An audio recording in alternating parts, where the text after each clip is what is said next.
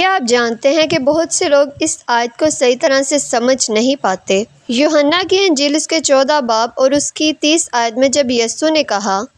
اس کے بعد میں تم سے بہت سی باتیں نہ کروں گا کیونکہ دنیا کا سردار آتا ہے اور مجھ میں اس کا کچھ نہیں۔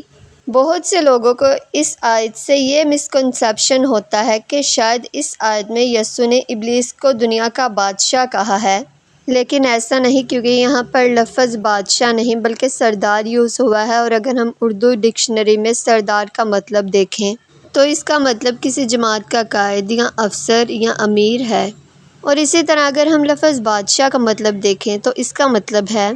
صاحب تخت و تاج، خود مختار حکمران جو کسی کے سامنے جواب دہ نہ ہو۔ تو اب آپ کو سمجھ آ گئی ہوگی کہ بادشاہ اور سردار میں کیا فرق ہے،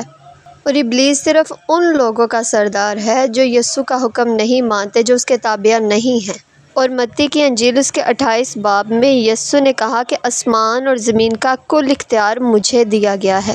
اور ابلیس دنیا کا بادشاہ نہیں، کیونکہ وہ تو ہارا ہوا ہے، وہ تو کچلا ہوا ہے، اور آسمان اور زمین کا کل اختیار صرف اور صرف یسوع کے پاس ہے۔